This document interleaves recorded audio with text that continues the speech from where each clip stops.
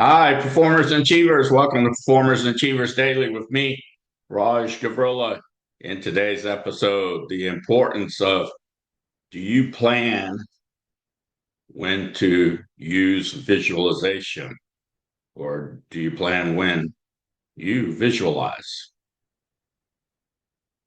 So, visualization, as many of you may know, and most of my listeners probably have heard of it. Some of them use it. I know my customers, most of my customers do use visualization. And visualization sometimes is called mental imagery. And here's the important thing to keep in mind. Visualization is done when you're not moving, when you're not moving. And visualization is not done when you're just walking and all of a sudden a image or some kind of mind movie comes into your mind of you presenting for your company at a presentation, or you're walking and all of a sudden you see yourself or playing soccer or playing basketball or tennis or baseball, and you sort of sense that, like, no, this must mean something. This has some significance. It's just randomly coming. Or you're playing football. It doesn't matter what it is. You're with your family. You're with your friends somewhere. And here it is that all of that is unplanned. You didn't plan when to visualize. And that is what to keep in mind. That's the importance, because really all of that is just taking and creating more of a cognitive load on you. It's also putting more pressure on you, and it's also taking you out of the present, your presence here, or what I call the zone or flow. The research term is flow. Therefore, it's essential for you to keep in mind to know when to visualize. So it's a planned visualization. So here's an example. You're preparing for a presentation for your business, your organization, your work, and you've got most of it completed. And now you use visualization because you plan a time, a place to actually visualize. And you use visualization. So you're visualizing on purpose. You're visualizing as a planned activity, as a planned task. And that's where you receive the benefits of visualization. It's not while you're at a networking event and then all of a sudden you're talking to someone and you start visualizing this presentation you're going to do next week. No, if that's occurring, guess what? You're not really into this networking event. And that's the whole point of having your presence where you are, you experiencing the zone or the flow or flow. So that's very, very important. Another example, let's say you're playing a soccer match. You're about to kick an indirect kick. So you visualize before you even kick the ball, visualize where to kick the ball.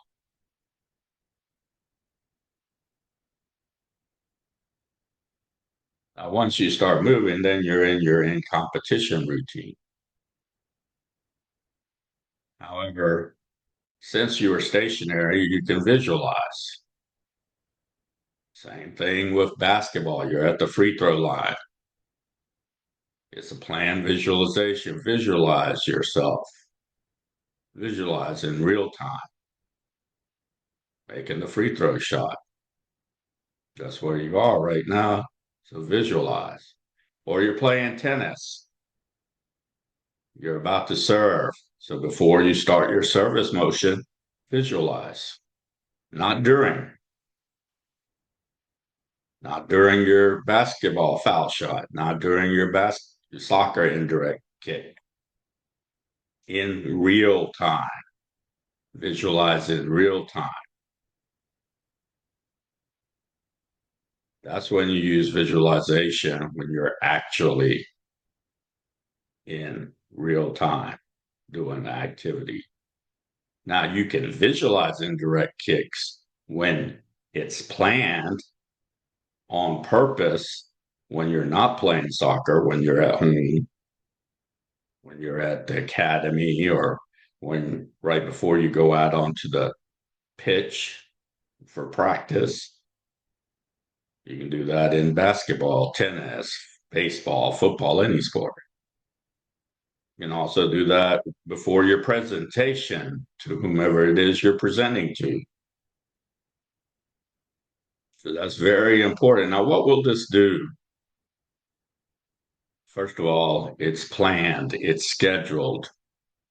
Secondly, it gives you more benefits. It's more beneficial to you. The other way, you're actually creating more cognitive load, you're putting pressure on yourself, and you're sort of living this fantasy. Okay, you're sort of living sort of like in a fantasy state, a dream state, but it's not really a dream in the sense of a dream.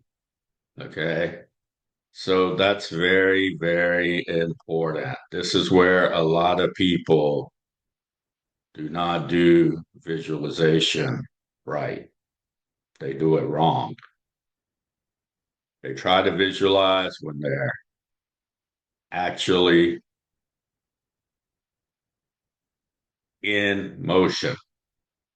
And when you visualize, you do not visualize when you're in motion. When you're in motion, what do?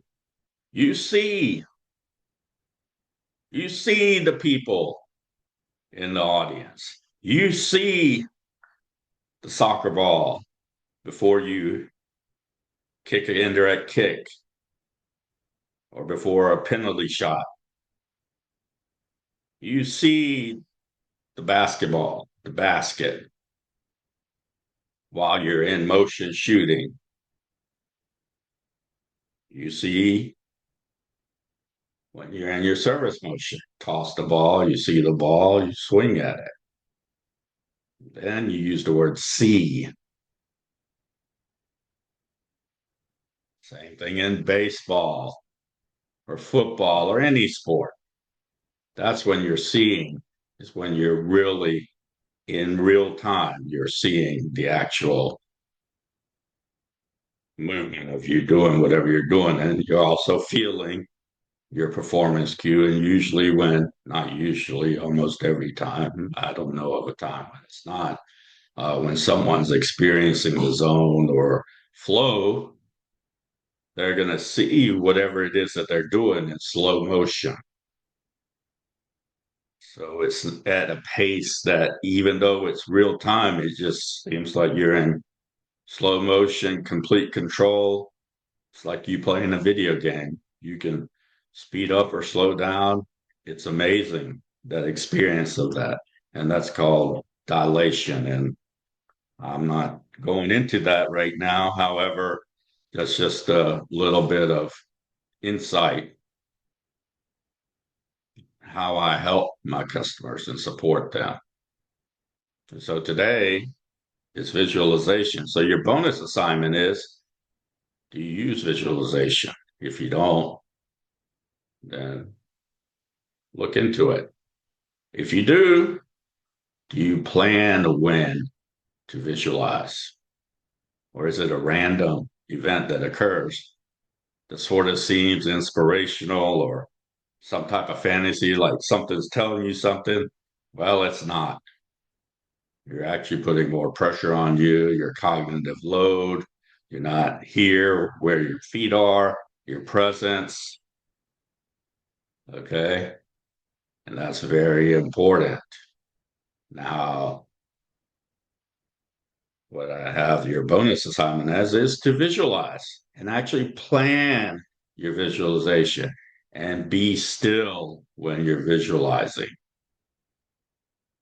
Be still. Okay. And then do that when you're not in real time. So it's like a future event, but you're planning this visualization versus it just somehow coming to you in your mind. Just like random thoughts come into your mind. Well, they're no use really. And then you can also take it then add on to in real time. All right. So that's what I have for you today. If you like my podcast, like it and fill out the comments. For those of you who are interested in my private, personal, professional, confidential services and programs, visit my website, rajgavurla.com. Fill out the brief form, and we will get back to you as soon as we can. Enjoy your day.